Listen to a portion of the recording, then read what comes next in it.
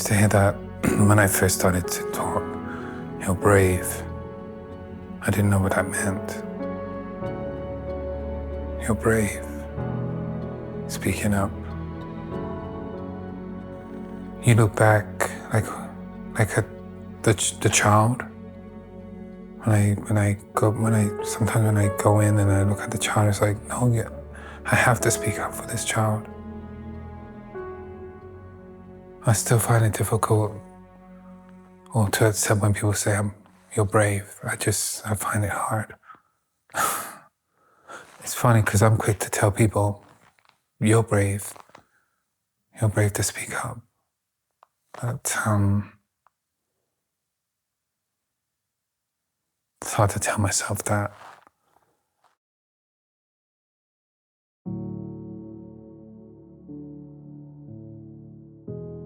I mean, define brave, right? Brave is it looking in the mirror every day, hoping to be the best person? Is it the guy that, will run into a fire and rescue someone? Because I'd be that guy. I'd have no problem doing that. I'd run into a fire to rescue someone, especially animals, okay? Well, that's me. If I see an animal on the road, my heart's broken. If I see something, someone in need, I gotta help them. But I often don't take care of myself in that aspect.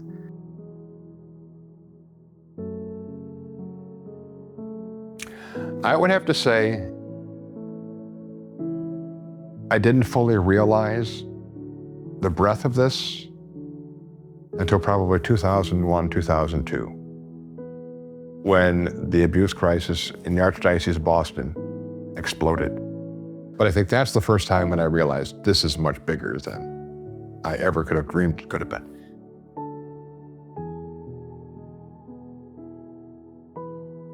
Any person that I have spoken to that has been victimized, if you ask them, who do you hold responsible? Who do you believe was responsible? It is never just the perpetrator. They talk about the people that enabled the perpetrator. They talk about the people that supported the perpetrator after it was found out. They talk about the people that turned away from their disclosures. They talk about the people that ignored them when they came forward or blamed them. They talk about the people that saw the signs that may not have been signs that they were being abused, but were signs that something was wrong and did nothing about it. Even when I was in recovery for drug addiction, I never ever told people about it. And maybe if I had, I don't know, maybe I could have got more help quicker or something. I don't know. All I knew was it wouldn't be a good idea to tell people. That was the prevailing theme that was running through me, no matter what little corners I went into thinking about this event, there was always that prevailing, because if I do tell somebody, it's going to show that I was weak, that I let somebody hurt me, and that there's going to be a lot of violence as a result of that. This happened to me at school in the UK, in London. Shortly after I started, a headmaster who was also a musical director of the school started to sexually abuse me. And this went on from September till I was pulled out of the school just before the holidays. The abuse happened for me when I was 11, and it took place in Kirkland Lake, Ontario here. And it had happened, the mines are closing down in where I lived, our family lived. And my father had said, I'm going down to Toronto to look for work. You take care of your mom and brother and sisters. Absolutely no problem. 24 hours later, a man had grabbed me by my throat and dragged me into a room in a house that was next door to the apartment where we were living. And he attempted to assault me. Well, my mom was a single mom in the 70s. I was born in 1965, so it was 1976 when it happened. There was my sister and my mom and myself, and I came back from a camping trip a bit earlier than what had happened because that's where it happened. And she was very upset that I was back early, and from there on, he always said, don't tell anybody, they're not gonna believe you. So I never told my mom. I guess I started acting out. I don't know why I started acting out or anything or how I was, but she said that I was very hard to handle, and they called the Children's Aid Society and they came in, and I didn't tell them what was going on. So maybe because I didn't share what was going on because I was told not to is probably why I was maybe misdiagnosed as being hyperactive or being in depression or something like that. I'm not sure. That's just something I'm thinking about right now. But yeah, it's pretty scary. Yeah. My abuse goes back to when I was really young. It started out originally first with my grandmother had a boyfriend. My grandfather died many years before I was born. And so my grandmother had a significant other partner, and he would go home and bring us with him. And there was times I was abused in their apartment. Unfortunately, I was a victim of the Maple Leaf Gardens sex scandal. A gentleman by the name of John Paul Roby, who was convicted, arrested, put in jail, convicted, and died in jail, was my abuser from Maple Leaf Gardens. First occasion was when I was in probably 5th or 6th grade. I was abused by my scout leader in the Boy Scouts of America. Gentleman happened to live across the street, and it was involved in scout, pack meetings. It was actually Cub Scouts at the time. And he used to, keep me after meetings, and it got into physical things. Initially it was grooming, and it sort of escalated over the course of time. That was the first incident of abuse. Second instance of abuse happened when I was in 8th grade. I was graduated from elementary school to Catholic school at the time. And one of the deacons who was at the parish, wasn't a priest yet, but he was a cleric. One of the deacons at the parish happened to have a bus, and he befriended me. He was into jazz, just like I was growing up as a kid. And he sort of took me under his wing, so to speak, and I always was taught to respect and honor priests of the parish. And so one thing led to another, and he had taken me out to his cabin on a couple weekends and abused me in his, quote, bus, if you will, that he used as a cabin. I talked to my mother, and she said, well, let's go to the rectory, and we'll kind of share with the pastor and maybe even been the associate. I don't recall exactly who, but somebody in that rectory, a priest who was assigned to the parish at the time, and we had informed him of that situation. And to the best of my recollection, nothing ever really happened. Again, this was back in the 70s. There was kind of a mindset, I think, at least in my family growing up.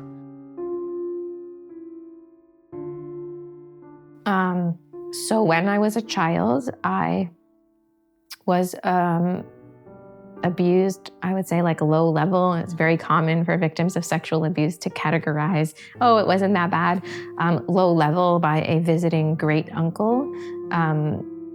And he was visiting from out of the country. He was here for a very short time. And that was just sort of a short incident.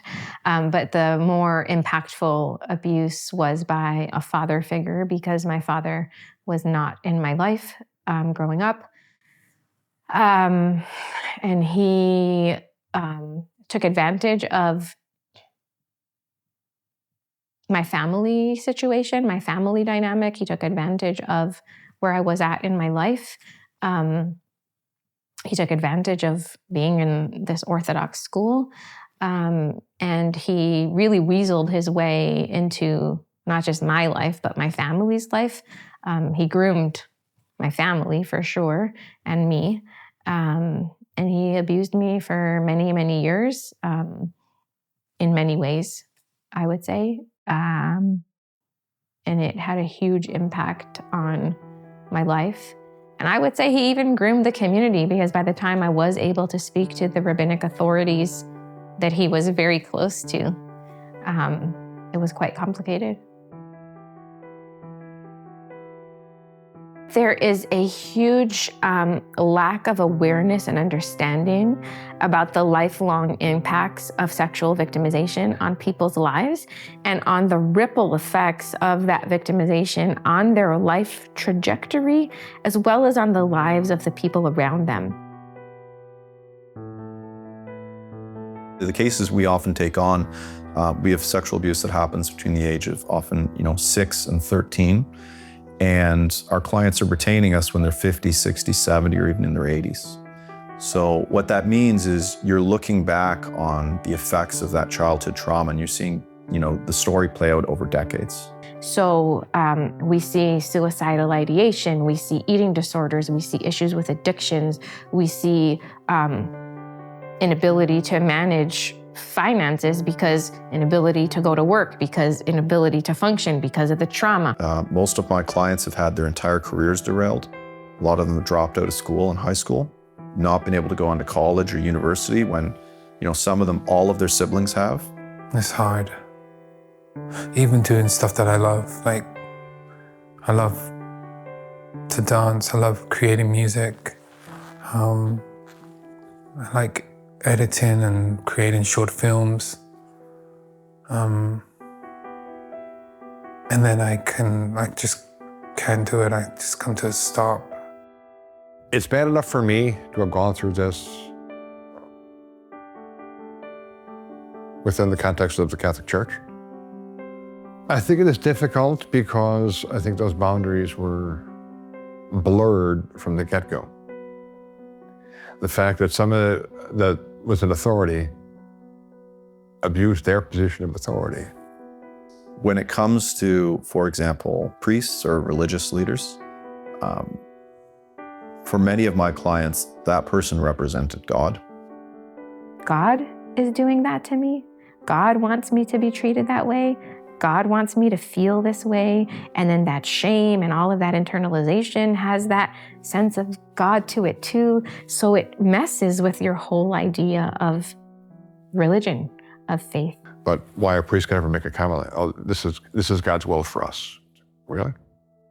That's just a lie right out of the pit of hell. Trust gets impacted. So we have a hard time trusting ourselves. We have a hard time trusting our judgment. We have a hard time trusting other people. We believe other people will harm us. And it almost becomes like a black and white experience. I can trust this person. I can't trust this person. Still have a hard time trusting. I have a real hard time trusting. I think I'll always have a hard time trusting. I like when it comes to my personal, my marriage, I think in my heart that she would never do something, but then she goes out for her girlfriends. I'm like, are you sure you're with your girlfriends? And she's like, of course I am, babe. Like, she'll call me, she'll take pictures, and I'm like, and I'm like, she shouldn't have to take pictures. Like, she doesn't, no, I don't want you to take pictures. I'll send you a picture if you want. No, I don't want to see a picture. But why am I still thinking this? Like, even people who've shown up for me, I think it's more myself, trusting myself. But it projects onto them. And it's not really them, it's me.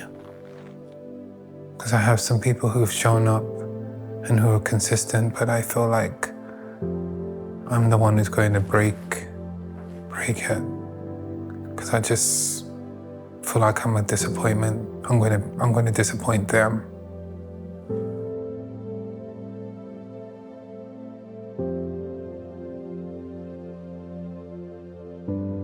You end up seeing that victims then turn to drugs and alcohol at a very early age. The substance use is a way of coping with the pain. A lot of the time, substance use is a way of disconnecting from those memories, from those experiences, because they're so hard to connect to. And so it's almost the very thing that they needed to do to survive is what later prompts or causes all these difficulties in their lives. I had 10 years of being a parent and using crack. I used to sit in the bathroom and tell them I had diarrhea.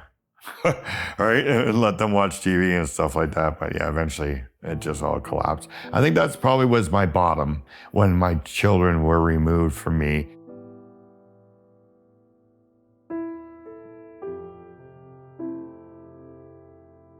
We all have that potential of becoming.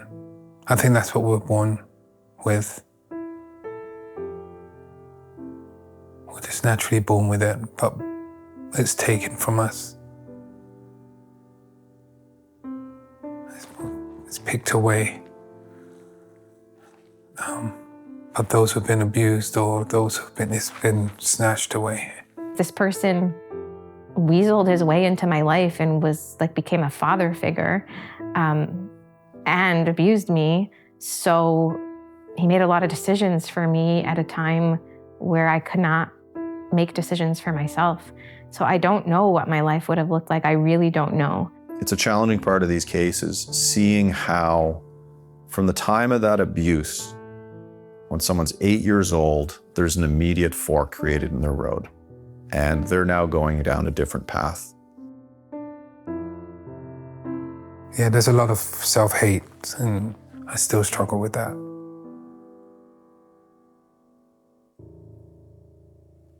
My wife encourages me to look in the mirror in the washroom and tell myself, that I'm loved and I love you, and to talk to the inner child. But it's really hard to do that. Like yesterday, I couldn't get out of bed actually, yesterday. I woke up and within 2 hours I had to go back to bed. And I was in bed for like another 6-7 hours. But I feel like I'm, to be honest, I feel like I'm a burden to her.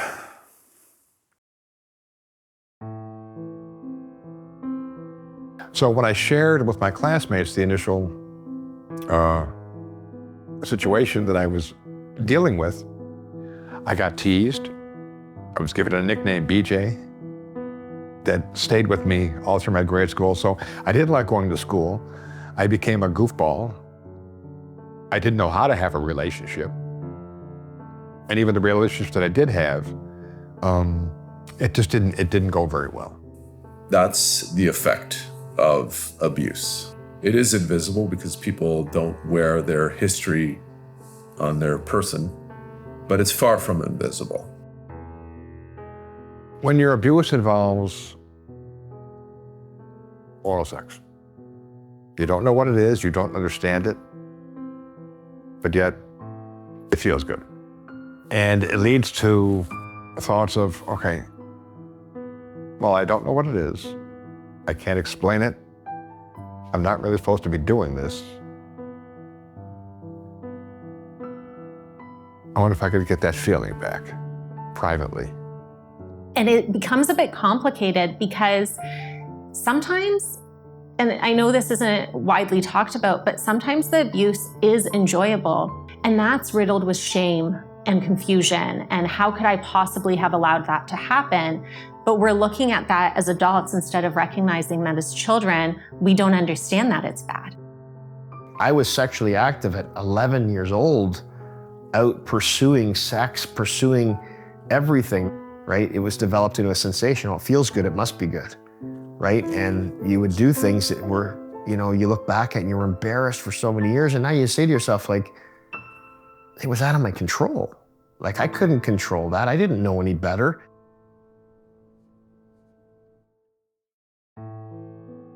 There's a lot of shame. There's this idea, I find especially with survivors of childhood sexual abuse, is this idea that there's something wrong with me, that I somehow caused this to happen.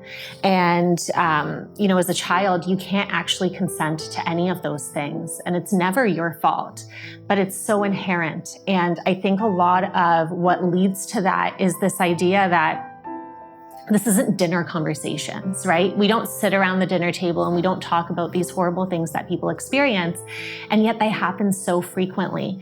And so when we don't talk about it, we create this culture of, oh, that's shameful, that's bad, it's gross. And so we internalize that. Shame is like somebody comes along and you're the only one can see it. And they put this really heavy, wet, cold blanket over your body. And it just pushes down on your neck. And it just wraps itself around you. And there's this feeling that it'll never go away, that you're too weak to take this off your shoulders, this shame. So the shame is really, for me and for those that I have interviewed, about having been victimized at all. And it sort of feels superimposed by others. Oh, well, I mean, it's, my situations are embarrassing, right? And so you feel shameful through everything that you've been through, but the shame for what I've done to others through my processes and my time is something that I really have a hard time living with. And often when I speak to survivors, they will even have a specific moment in their mind, a specific situation. There could have been 20 different instances across their lifespan. They will pinpoint one moment where they think, oh, I should have just said it. Or maybe someone even said, hey, something's wrong here. Why don't you want to go see this person? And so they'll often pinpoint that one moment and keep coming back to it without really playing that tape fully and recognizing that as a child, they just weren't capable. Right? So a little child who was abused by someone that they cared about may be told, well, why did you hang around them, right? The child's job wasn't to protect themselves. It was the adult's job around them to protect them. But that child may internalize, because of that statement, that shame that, oh, I should have protected myself. Most of my clients think I should have done something about it. Even if they're 6 years old, I should have stopped it. I should have gone to the police and stopped them from hurting other people. And they carry that shame and that weight with them their entire life. They think there's something wrong with them. We're all taught from early on in life that good things happen to good people and bad things happen to bad people. But the problem is that when a traumatic event happens, that is the first thing that pops up in our mind. And so we try to put that experience into that same little category in our brain that says good things happen to good people, bad things happen to bad people. And so if something bad happened to me, I must have caused it. I did something wrong. And so that's where that sense of responsibility really comes in. Well, my therapist helped me realize it wasn't my fault. I was a kid. I didn't really know what was going on. So, to blame myself and to be angry at myself, right? Say it was my fault. I should have known better. I didn't know anything. And the other piece that was always in my head, people would say, how could that be? People wouldn't believe me. My research shows that perpetrators have very little to do to create that wall of silence, because they know that everyone around them is going to build it for them. So they are very, very secure. They know that the victim won't speak out, or that they don't have anyone in their care to speak to that will hear them. And so there isn't much that a perpetrator has to do to build silence around them. Everyone else does it for them. I've been silent for a long time. It's like decades of not speaking up. And you kind of get tired of it. Especially when we're looking, in the 60s, 70s, and 80s, where for men, homophobia was it's still strong, but it was so strong back then. The idea of, telling a parent that another man abused you, Most of my clients say, you know, my dad would have beat me up, or they would have beat up or killed the priest or teacher or Boy Scout leader, whoever it is that abused them. So they had to stay silent. You know, to protect themselves or to protect their family, they had to keep it silent. And if you've had that as part of your experience where you actually had the courage to open up about this thing that happened to you and somebody shut it down or didn't believe you, it will make it really difficult to talk about it again. Because that protective part of you that had to come up to help you cope with what occurred after you opened up about it, it's going to keep coming up later on as an adult. And so as soon as you go, okay, I think I'm going to say it, it goes, nope, stop. And you can't. You feel like there's a block. I think the silence created an environment within me of, I don't want to say denial, but I think there was some suppressed anger. I think I used a lot of excuses for decisions. For example, you know, because of the abuse, I became an alcoholic. I became a cocaine addict. Where the truth is, I was drinking because I was trying to mask the abuse. And to not even talk about it. When it comes to outcomes, we know that people who are not believed are made to believe it's their fault. And what happens when they first report is very important to how the abuse is going to impact them throughout their life. So yeah, we see a lot of people who are just simply, there's no investigation, they're not believed, they're not taken seriously. But a survivor comes and shares their story, and the story gets dismissed. Were you there? You know, say somebody comes with their mother. You know, were you there when this happened? No, I wasn't. Well, then it's your word against father's, and I'll side with father. Okay, well, how am I supposed to trust and feel empowered when I just shared with you what happened, and you just dismissed my state, you know, on its face? You know, you didn't even look into it. I think there's secrecy around the assaults themselves because institutions are embarrassed. We've seen cover-ups. We've seen institutions hide it. Clients have been abused by police officers and they reported it. By law, there should have been an investigation, but there wasn't. We sometimes see in those cases, a police officer is convincing our client not to proceed. You know, going over all the pitfalls of reporting sexual abuse and going through the criminal process. What do you think a survivor is going to do when you say that to them? Nobody here wants children to be abused. And if I would tell you that something is wrong, you would say, yeah, Gila, let's go and deal with that. But if I say your neighbor is the one you have to call about, that is when there is a sudden, no, it can't be. But doing that means we are not taking care of kids when the alarm is raised.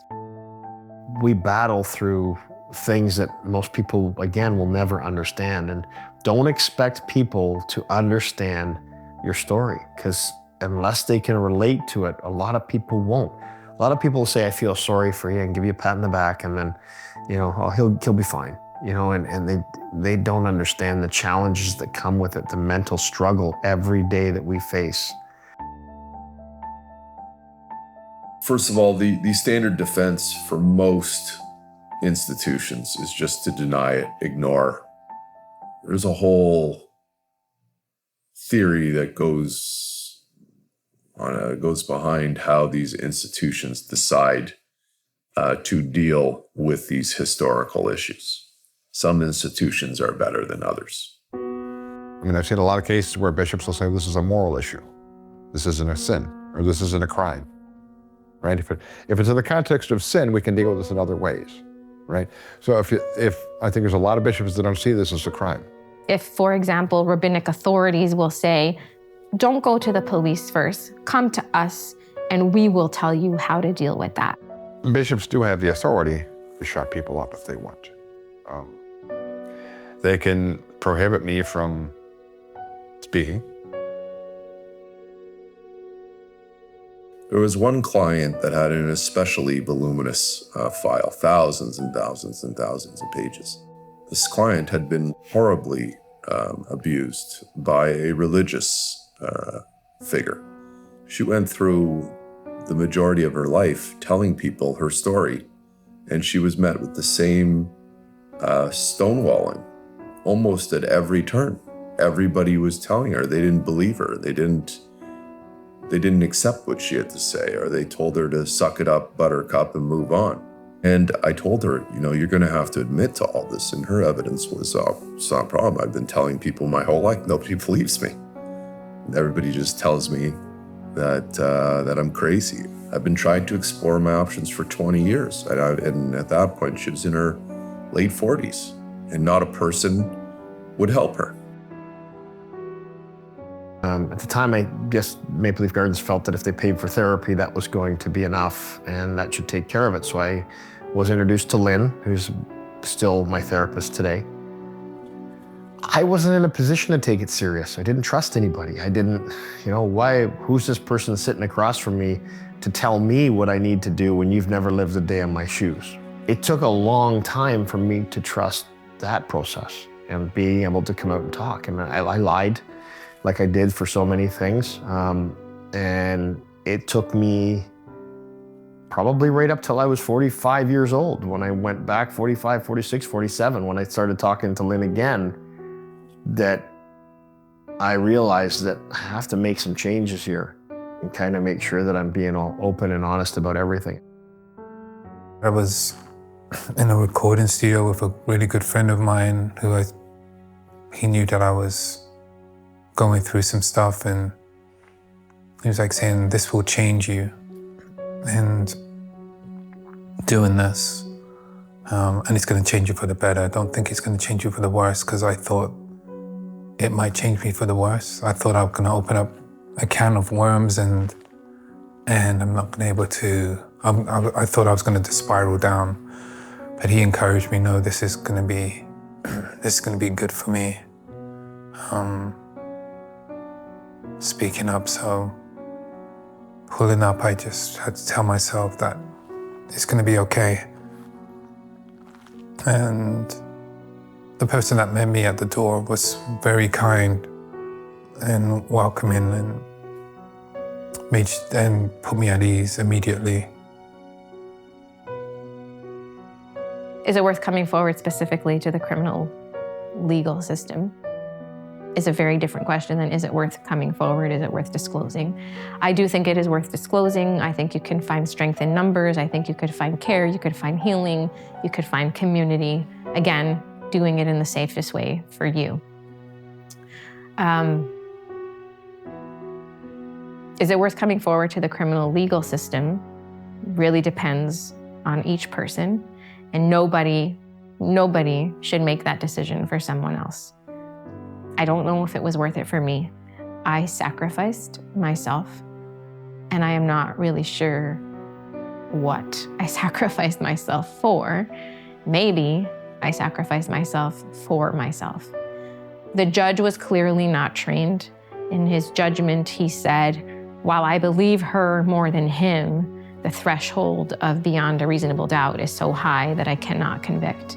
And so just those words, while I believe her more than him, reverberates in my mind all of the time.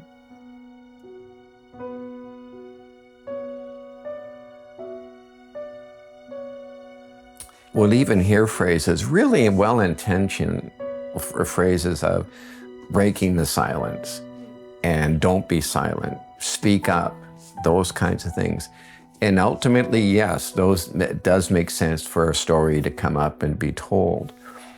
But I feel those are still phrases that are kind of woven into and meshed with this, again, retributive thing. Just tell me what happened. And as opposed to the person just saying, I'm just going to be with it right now. The idea of silence is sacred it's a profound, in my view, a profound respect for the person to say that they say, I'm just going to be here right now. And to respect that, that's them speaking. right? Because I don't know what your trauma may have been. It could have been way worse than mine. So if the person really doesn't want to relive the trauma by telling about, that might be the situation that it was really, really, really bad. But I still would hope and pray that one day they would be able to open up. Like it took me so many decades to just be able to open up, so many suicide attempts. This morning I got up and I said, should I film today? Is it the right thing to do? And I'm sure that when I head home tonight, I'm going to wonder. And then when it comes out, I'm going to wonder, especially because I said I speak more about this from a professional place than a personal place. It's not something that I've sat with my family and spoke about. It's definitely difficult. It's definitely difficult. And so that goes back to the work of silence that I do think is an everlasting job that victims have to contend with. A colleague at work, in fact, my manager, knew that I was depressed and encouraged me to seek therapy because she went through depression in university. And she said, this could help. And that's when I started my first one-on-one talk therapy. And then my therapist encouraged me or spoke to me about group therapy. And then I looked in and then I found Gatehouse. And that's when I went to Gatehouse.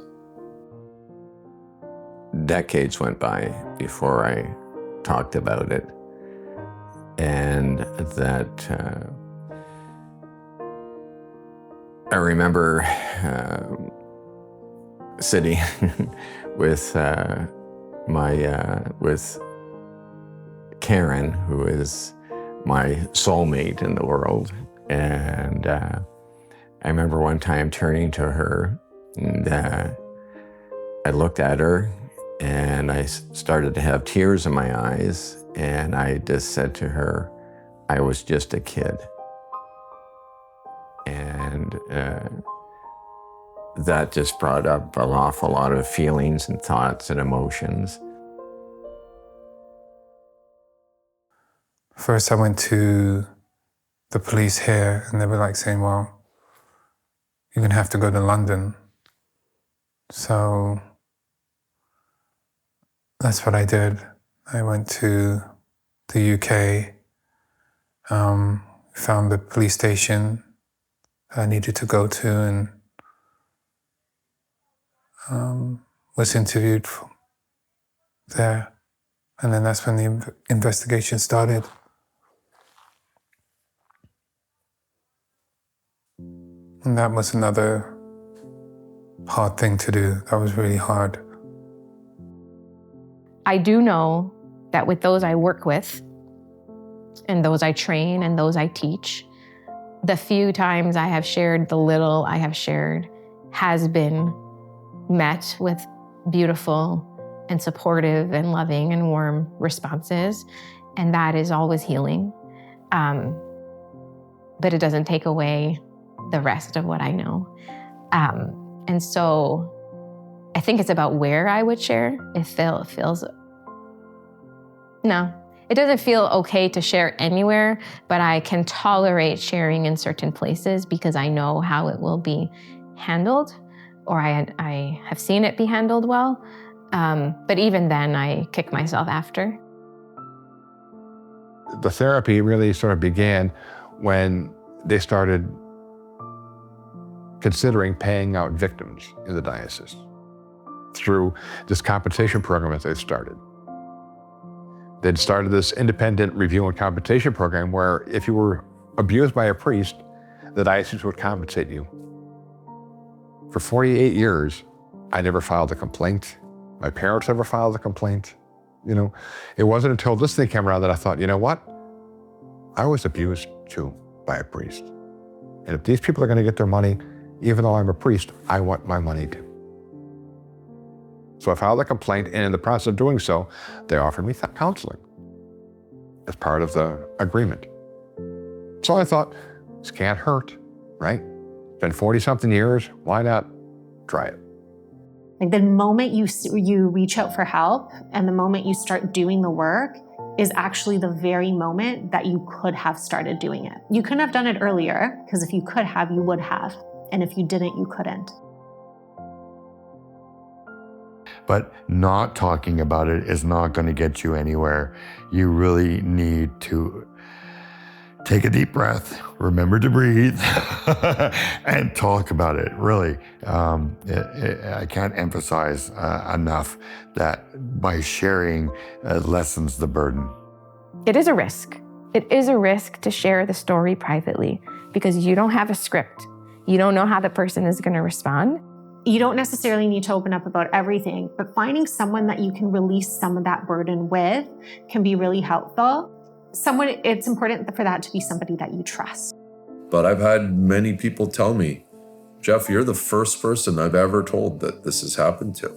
And I find it therapeutic. I find it relieving. I found it empowering. It's like I've got that 1,000-pound gorilla off my shoulders. Just by talking to you about it, just by hearing these words come out of my mouth. For many people, it's a meaningful exercise that, irrespective of the litigation, just having the courage to talk about it, for a lot of people, it's very therapeutic for them. And for other people, it's very difficult. And it's not something that they are easily able to discuss, but they know that it's the right thing to do because they want to make sure that this doesn't happen to other people. You have to be brave in order to share what happened. It takes guts, and heart rate goes up, sweats, and all kinds of stuff. But once you do that, you're able to heal. I found that the moment I started talking about it made me feel really good. You don't have to get into the intimate details. You don't have to get into the details of things that are really going to trigger you, things that are really going to make you feel uncomfortable talking about the situation. But let people know what you're going through, because you'll find who's the people that are going to stand beside you and the people that are going to walk away. And I think it's a therapy on their own that really allows you to start the healing process when you can start to realize through example and through other people that the more you talk about it, the more you come to the realization that there really isn't anything you could have done that could have changed that direction. Seeking therapy is a sign of strength, because nobody has got all the answers, The ability to kind of reach out is a sign of strength, that you're comfortable in your own skin, right? And from a ministerial standpoint, by reaching out to them and asking for their help, you're also helping them fulfill their calling. So if you want to look at that from a deeper perspective, asking for help is actually a good thing for both parties. This is a brave thing right now. Sharing my story with people who don't know me, who are going to be watching this. This is an act of bravery. And like I said to you guys, the reason I am doing this is to be able to help at least one person. If one person watches my story and talks eventually and gets help, then it's been a good thing, right? Hopefully it's more than one, but just one. So if you're watching and haven't talked, talk. It'll do you good. And 10 years down the road, you'll say, that guy Glenn Wells was right.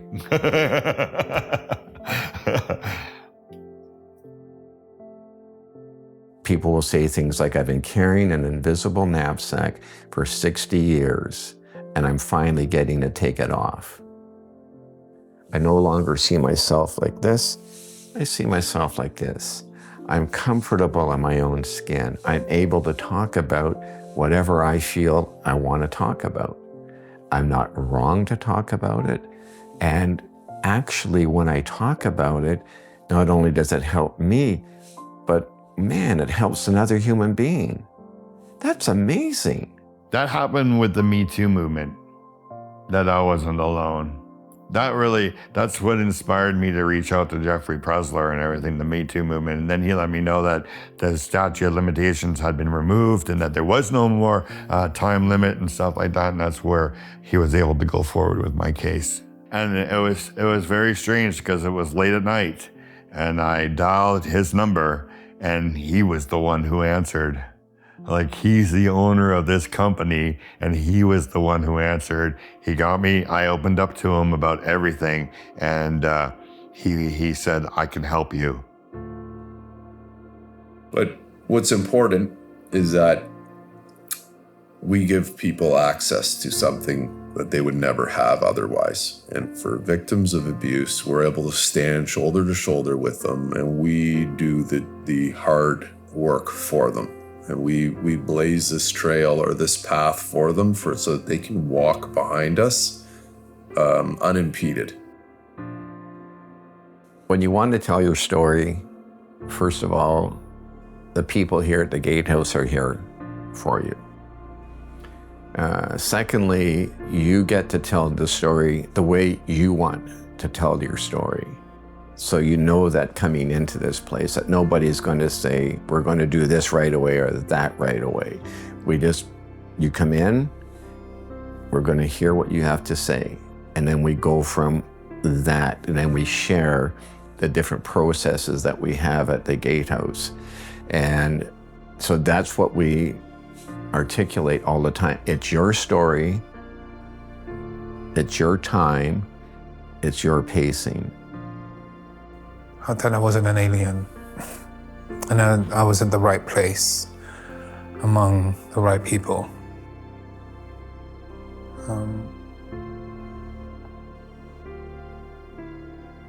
Even though I was shy and nervous, I was comfortable around these men. I think for the first time, comfortable around a group of people.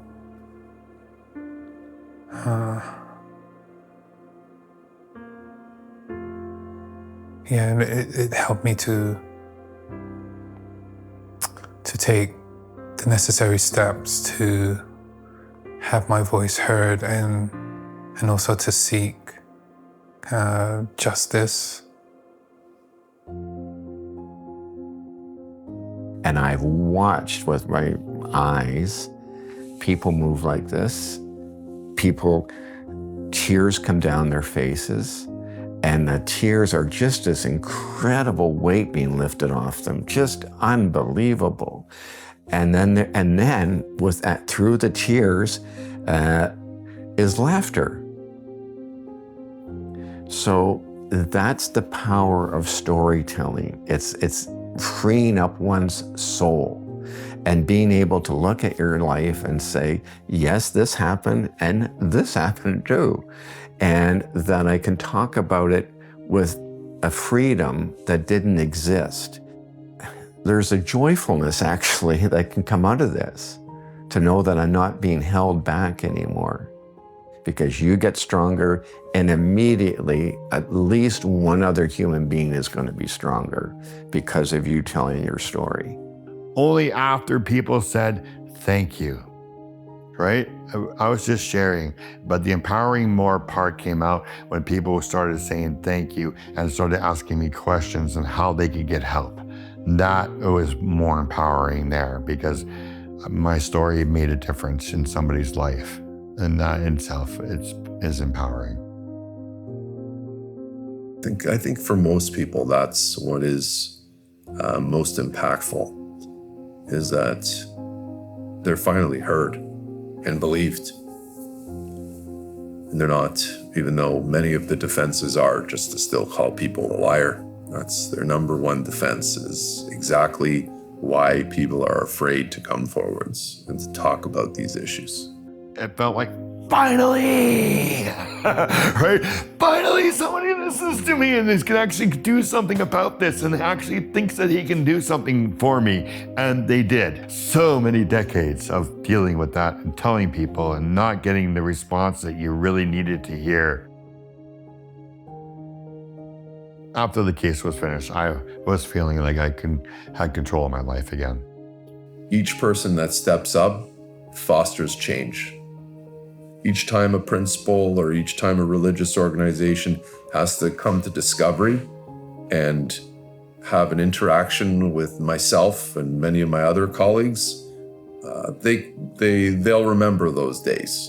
Because of these cases, new protections have been put in place.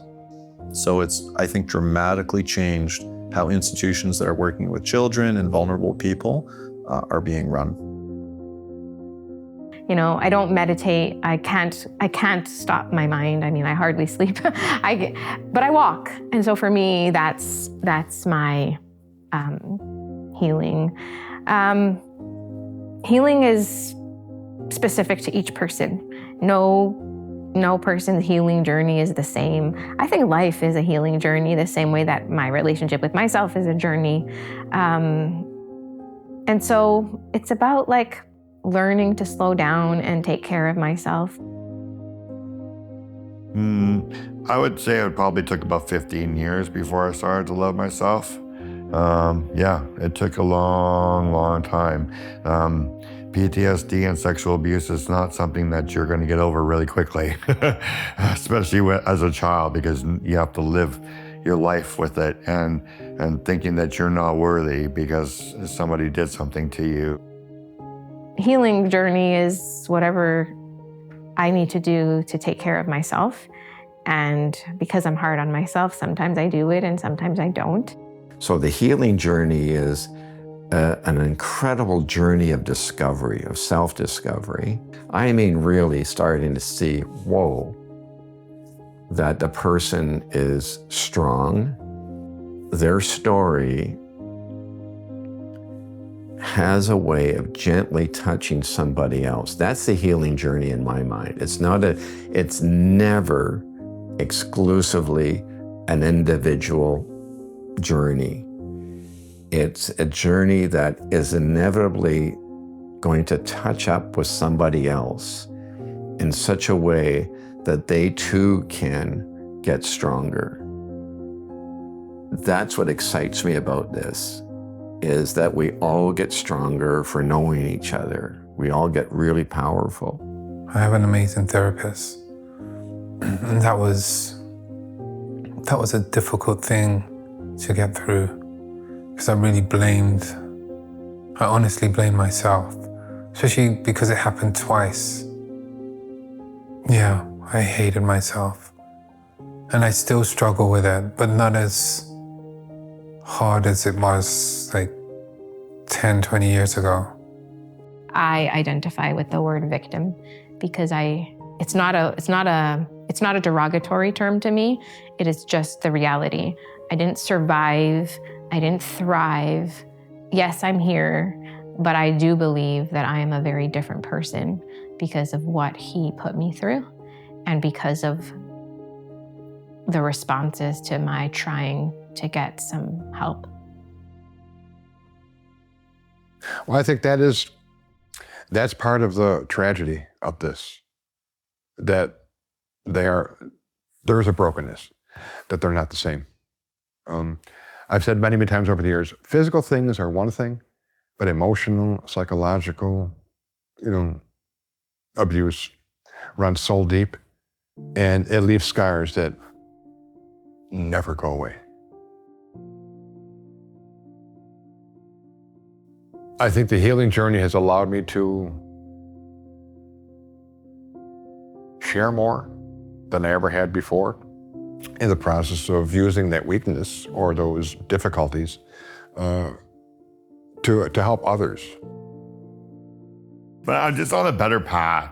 I feel better, I sleep better, I'm healthier, I don't have to deal with so many mental health problems. Yeah, the healing thing has been really good. It's lifted a big weight off my shoulders. To know that I am okay. Even though I was abused, I'm still a worthy human being, right? All the things in my past have made me who I am today, and that would be the working, the drugs, the crime, the people I've had in my life, the children I've had and stuff like that. It all shapes you to who you are today. So no, I have no regrets or anything about that, or if you feel bad about it, it's just part of my journey. Standing up and acknowledging what happened, not being ashamed of it, and saying, I have nothing to be embarrassed of because it wasn't my fault, I did nothing wrong. It can be I think, a pretty important part of the healing process for clients when they're ready to do that. And it's a way for them to start another chapter of their life, which can be very important, especially when the first 10 or 20 or 30 chapters, however long, have been extraordinarily difficult.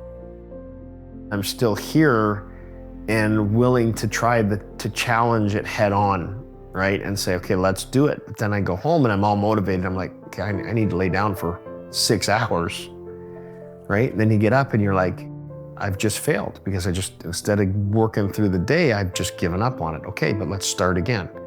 And let's start again. And let's start again. And you know, it's kind of the old act 1, act 2, act 3. It's like, I feel like I've seen this script a lot. Yeah, I mean, the recovery process, it's definitely, I'm definitely in a better position today than I was. There's no question about it.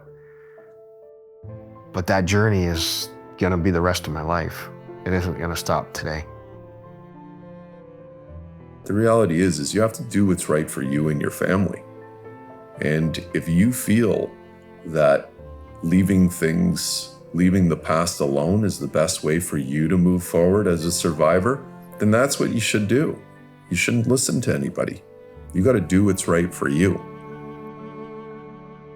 And eventually a conversation that we actually end up having is about not needing therapy anymore, and how you can go on with your life knowing that the things that you have learned, the insights that you've gained, the skills that you've now mastered, how you can apply them in your own life without needing to have that person that you connect with on a weekly basis.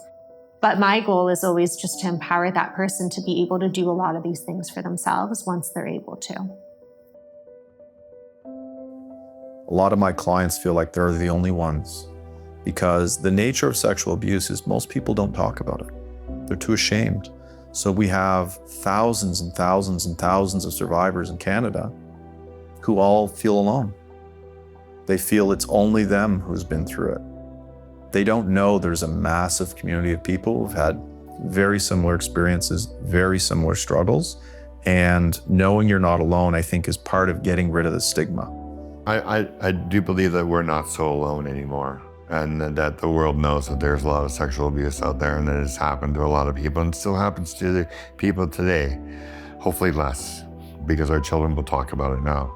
And my children would talk about it. My children know my past. I don't think we can put the weight of sexual abuse on the survivor's shoulders again. I think that work needs to be done by others who haven't experienced it as much as possible. But still, the reality is when they do come forward, when they're ready, they can make an enormous difference in other people's lives. They might say, I'm just not ready for this. And there can be, when people say those things, they've told me they've also been met with somebody saying, well, you should tell your story. You should do this right now. You should not wait. You should do it. What I find myself doing in situations like that, where I've had people say, I'm just not ready to come to the gatehouse art, and they'll often say, so don't think badly of me. And my response to that is, I invite people, even if it's on the phone, but in person too, I often will say, let's just take a breath together. And breathe out. Let's just take one more breath together. And breathe out. And then I just simply say, is there anything that you feel or would like to say? My experience has been then people start to tell me more about what the shame is, what the silence feels like. And I make it really clear, I'm not going to do anything. I'm not here to do anything, to make anything happen. I'm simply being with you at this moment in time. Everybody's at different stages when it comes to that. And it's not a race. Everyone's a winner if you make it to the finish line. You get a gold medal. There's no coming second, third, or fourth. third or whatever. It's everyone comes in first. I think what helps me get through the hard days is believing that I'm making a difference. That what I've embarked upon, by my most recent choices and decisions, is going to make a huge difference for survivors. I feel more like a man now. I know I'm a man, right? I was just a human, a hurt boy all those other years, but now I feel like a man. I want to be the best version of myself. You know, I want to think that when my time is done, that I've done something positive to help people. If I can change one person's life, or at least give them hope, then everything's worth it. But for some of us, we've had these really big obstacles that can make it harder. And so we have to make that active choice of, I'm not gonna be that person. I'm gonna be that braving healing. I'm going to choose to do this difficult thing, and I'm not gonna always succeed. Some days I'm gonna fail. That's brave too. For me to say some days, you know what, I can't take this call, I can't take this meeting. I may not even be able to take a case sometimes, you know? That's also brave. To say no is brave. Saying no could be healing. It's the no that we couldn't say when other people said yes for us. But it's that active choice to say, I'm going to be on this journey of trying to be better, to do better, and I'm gonna try and do it with bravery because I recognize that this takes courage. Yeah, I think that's what it means.